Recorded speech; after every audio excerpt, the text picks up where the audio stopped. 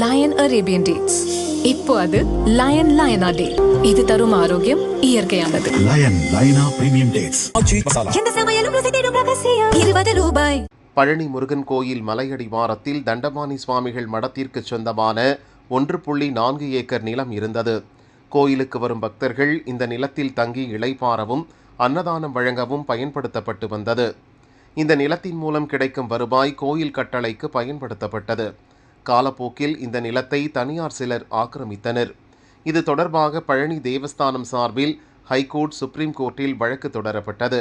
Court உத்தரவுப்படி தண்டபாணி சுவாமிகள் மடத்துக்கு பழனி தண்டாயுதபாணி கோயில் இணை ஆணையர் தக்காராக நியமிக்கப்பட்டார்.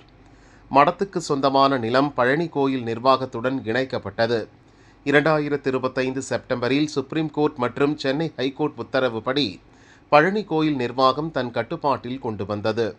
தற்போது அந்த இடம் கோயில் பார்க்கிங் பகுதியாக பயன்படுத்தப்பட்டு வருகிறது.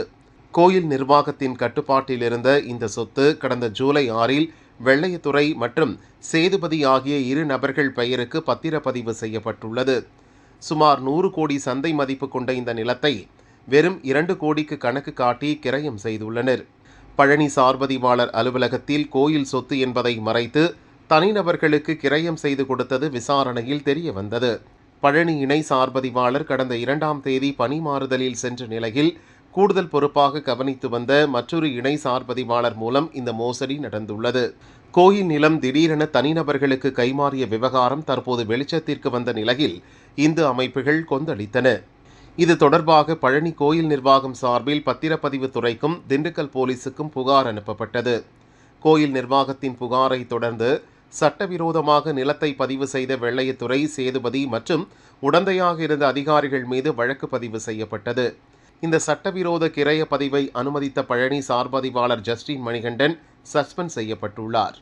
சட்டவிரோதமாக செய்யப்பட்ட பத்திரப்பதிவை உடனடியாக ரத்து செய்ய கோரி கோயில் நிர்வாகம் சார்பில் பத்திரப்பதிவு துறைக்கு மனு அளிக்கப்பட்டுள்ளது.